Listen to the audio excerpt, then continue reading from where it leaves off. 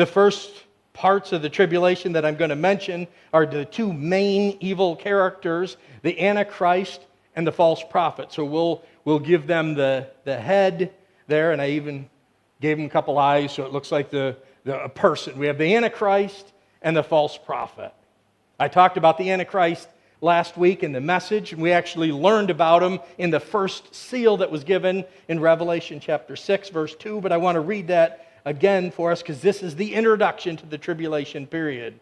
I looked, and there before me was a white horse. Its rider had a bow, and he was given a crown, and he rode out as a conqueror bent on conquest. Again, talked about it last week, but I want to go over it again.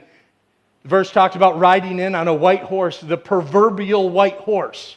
You always say you want your knight to ride in on a white horse that's going to rescue you and make everything great. That's what all fairy tales revolve around, that one person that is going to be the Savior. And that's what how the Antichrist is represented at the beginning of the tribulation. But he says he has a bow in his hand. He's armed. He's ready for a fight. Given a crown. This isn't a holy crown that we talk about of heaven. This is a crown of power, of influence at that time. He's given the crown by people that are looking for a leader. But the important part, God allows him to have this crown.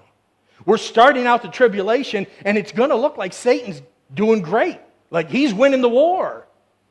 To go along with my illustration, God's feeding him the rope. Keep going. Take it. Keep building yourself up as this, quote, Savior. But he's bent on a conquest. The Antichrist has nothing but total domination in mind. Everyone in all the world, he wants them to bow down and to worship him. That is the Antichrist's desire. But what's interesting is the Bible talks about other antichrists. You might think, well, maybe I've read that word in some other passage. One of those is 1 John chapter 2, verse 12, where John says, even now many antichrists have come. All right, are we in the tribulation? What does that mean?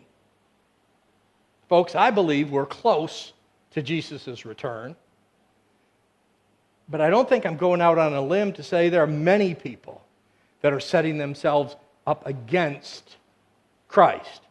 Many people that want to take God out of the equation. There's a reason people wanted to take the Bible out of schools. There's a reason people want to take the Ten Commandments out of things. We want to remove Christ from things. That's anti-Christ.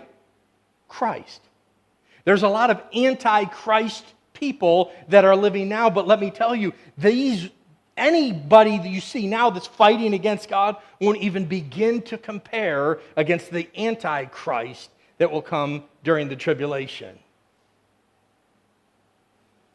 We also need to acknowledge that there's another character besides the Antichrist, and I already mentioned him in my hangman picture, that's a part of this evil leadership during the tribulation. Revelation chapter 13, verse 11, we learn about the false prophet.